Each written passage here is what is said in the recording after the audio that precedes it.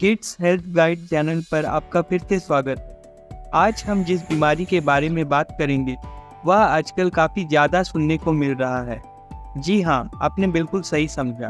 आज हम dengue fever के बारे में बात करेंगे। डेंगू एक वायरल बीमारी या इलनेस है जो कि डेंगू वायरस के कारण होता है। डेंगू वायरस फ्लैवी वायरस फैमिली का एक वायरस है। डेंगू वायरस एडिस मच्छर की सैलिवरी ग्लैंड या लार ग्रंथि में बढ़ता है और पनपता है। और एडिस मच्छर डेंगू वायरस को एक व्यक्ति से दूसरे व्यक्ति में फैलाने का काम करता है।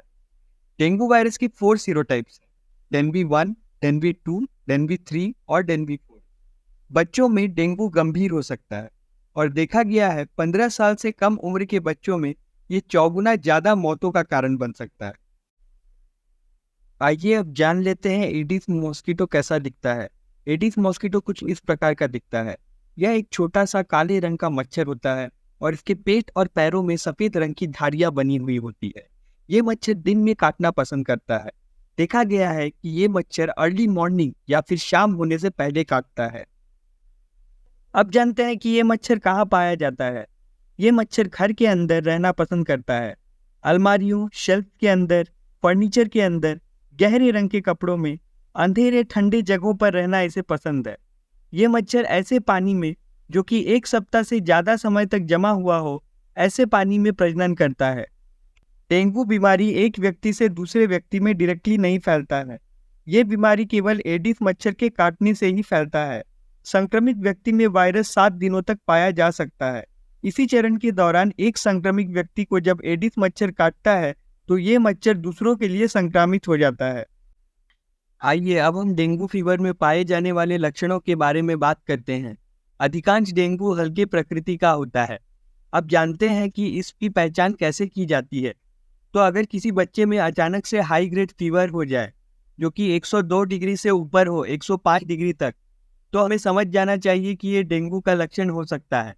लेकिन छोटे शिशुओं में तापमान 96.3 डिग्री फ़ारेनहाइट तक कम भी हो सकता है। इसे हम मेडिकल की भाषा में हाइपोथर्मिया कहते हैं, यानी छोटे शिशुओं में तापमान बढ़ने की जगह बहुत कम भी हो जा सकता है। आइए अब हम डेंगू के अन्य लक्षणों के बारे में जानते हैं। इनमें शामिल है बदन में दर्द होना, आंखों के पीछे दर्द होना, बदन में दाने या रैश निकलना, ग्रंथियों या ग्लैंड्स में सूजन होना और उल्टी आना या फिर उल्टी आने जैसा लगना। छोटे शिशुओं में अधिक नींद आना या अधिक चिड़चिड़ापन होना डेंगू के लक्षणों में शामिल है। आइए अब हम डेंगू के इलाज के बारे में जानने की कोशिश करते हैं। डेंगू के अधिकांश लक्षणों के लिए घर में ही इलाज करना संभव है, पर अगर लक्षण गंभीर हो जाए तो हॉस्पिटल में भर्ती होने की आवश्यकता हो सकती है।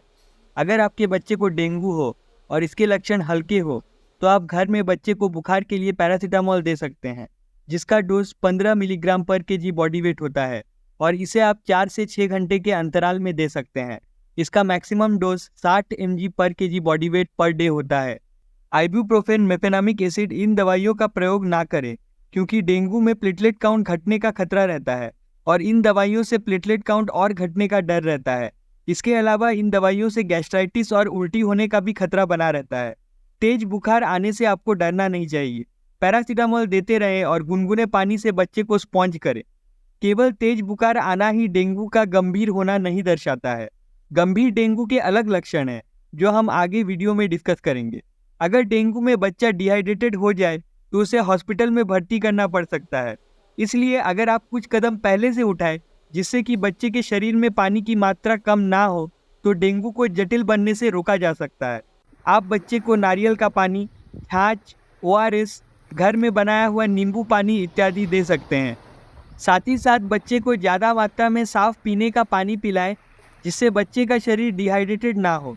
इस दौरान ऑयली, स्पाइसी या फ्राइड फूड बच्चे को ना दें क्योंकि इससे बच्चे को पेट का प्रॉब्लम या उल्टी आ सकती है। अगर बच्चे के पेट में दर्द है या उल्टी आ रही है तो आप अपने पीडियाट्रिशियन की सलाह लेकर एंटासिड और वॉमिटिंग की दवा दे सकते हैं। बिना पीडियाट्रिशियन की सलाह लेकर इसके अलावा अतिरिक्त कोई दवाई जैसे एंटीबायोटिक, पपाया लीफ एक्सट्रैक्ट इत्यादि ना दें क्योंकि बिना नॉलेज के इन दवाइयों को देने से बच्चे को नुकसान पहुंच सकता है। डेंगू बुखार में लगभग 5 से 7 दिनों तक बुखार होता है। कुछ बच्चों में बुखार 3 से 4 दिनों में ही कम हो जा सकता है, लेकिन ये बुखार बाद में दोबारा भी शुरू हो सकता है। ध्यान देने वाली बात यह है कि कुछ बच्चों में बुखार उतर जाने के बाद बच्चे डेंगू बीमारी के गंभीर चरण में भी पहुंच सकते हैं, जिसके चलते बच्चों में जटिलताएं या कॉम्प्लिकेशंस भी हो सकती है। हालांकि ये काफ़ी कम बच्चों में होता है। कह सकते हैं कि अगर 10 बच्चों को डेंगू हुआ है तो उनमें से एक बच्चे में डेंगू गंभीर या फिर सीवियर डेंगू हो सकता है, और मेडिकल की भाषा में इसे हम डेंगू हीमोरेजिक फीवर और डेंगू शॉक सिंड्रोम के नाम से जानते हैं। डेंगू हीमोरेजिक फीवर में बच्चे की प्लेटलेट काउंट कम हो जाती है, जिससे कि ब्लीडिंग होने का खतरा रहता है, और ऐसे बच्चों में मसूड़ों में ब्लीडिंग, गैस्ट्रोइंटेस्टाइनल ब्लीडिंग या फिर पेशाब के साथ ब्लीडिंग देखी जा सकती है। डेंगू शॉक सिंड्रोम को हम सबसे खतरनाक किस्म का डेंगू समझ सकते हैं, जिसमें कि बच्चे की बीपी काफ़ी कम हो जाती है और शरीर के ऑर्गन्स डैमेज होना शुरू हो जाते हैं। इसलिए गंभीर या सीवियर डेंगू के लक्षणों को पहचानने के लिए सतर्क रहना अत्यंत महत्वपूर्ण है। तो क्या है गंभीर डेंगू के लक्षण? ये है लगातार उल्टी होना, बहुत ज़्यादा मात्रा में सर में दर्द होना, सांस लेने में तकलीफ होना या फिर बहुत तेजी से सांस लेना, और डिहाइड्रेशन या शरीर में पानी की मात्रा का कम हो जाना। शिशुओं में होंठ, मुंह या गले का सूख जाना, आंसुओं की कमी होना, त्वचा का ठंडा हो जाना या सूख जाना, यूरिन की मात्रा में कमी आना, या अगर बच्चा बहुत देर बाद यूरिन पास करे या यूरिन का कलर डार्क रंग का हो जाए, ऐसे लक्षणों में देर किए बिना अपने पीडियाट्रिशियन से सलाह लें। ऐसे लक्षण आने पर बच्चों में ब्लड टेस्ट करवाना ज़रूरी पड़ सकता है, ताकि ब्लड टेस्ट द्वारा डेंगू बीमारी को कंफर्म किया जा सके, और कुछ स्थितियों में डॉक्टर की सलाह लेकर बच्चे को हॉस्पिटल में भर्ती करवाएं, जहां उसे पर्याप्त चिकित्सा मिल सके और बच्चे की कंडीशन को कंटिन्यूअसली मॉनिटर किया जा सके। डेंगू फीवर को प्रिवेंट किया जा सकता है। बच्चों को लॉन्ग स्लीव्स वाले कपड़े और लॉन्ग पैंट्स पहना कर रख सकते हैं, विशेष रूप से उस समय जब मच्छर के काटने का समय हो, जैसे कि अर्ली मॉर्निंग में और शाम होने से पहले। मॉस्किटो रिपेलेंट क्रीम्स और स्प्रेस का भी इस्तेमाल कर सकते हैं।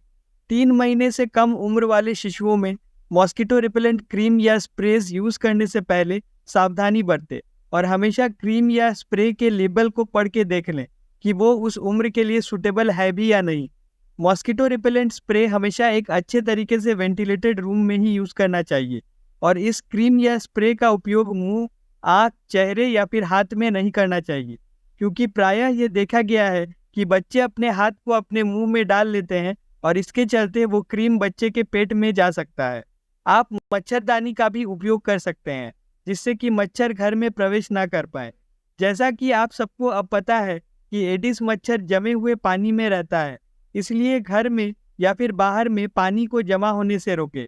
घरों में फ्लावर वेस या फिर फ्लावर पॉट, खुली बाल्टी में जमा पानी, बाहर में पानी की टंकियाँ, गड्ढे, ऐसी जगहों में पानी को ज़्यादा दिन जमने ना दे, और अगर पानी है तो कम से कम वीक में 2 बार उसे बदल दे या फेंक दे, क्योंकि अगर 1 सप्ताह तक पानी इन जगहों में जमा होता है तो वहाँ एडिस मच्छर प्रजनन कर सकते हैं और फिर डेंगू वायरस को फैला सकते हैं। इसके अलावा सॉलिड वेस्ट जो होते हैं उससे भी डेंगू फैल सकता है, और इसकी साफ सफाई पर भी ध्यान दें। निष्कर्ष में डेंगू बुखार एक गंभीर चिंता का विषय हो सकता है, खासकर बच्चों के लिए, लेकिन जागरूकता और निवारक उपायों से आप अपने बच्चों की रक्षा कर सकते हैं। किड्स हेल्थ गाइड में हमसे जुड़ने के लिए आपका धन्यवाद। यदि आपको ये वीडियो जानकारीपूर्ण लगा तो इसे लाइक करें, इस वीडियो को शेयर करके दूसरों को जागरूक बनाएं, और फ्यूचर में ऐसे अन्य वीडियो देखने के लिए चैनल को सब्सक्राइब करें। यदि आपका कोई प्रश्न है या आपके कोई विचार हैं तो कमेंट्स में लिखकर अवश्य बताएं। अगर आपके कुछ व्यक्तिगत प्रश्न है या विचार हैं तो ईमेल से हमें संपर्क कर सकते हैं। हम आपकी जिज्ञासा को हल करने की पूरी कोशिश करेंगे।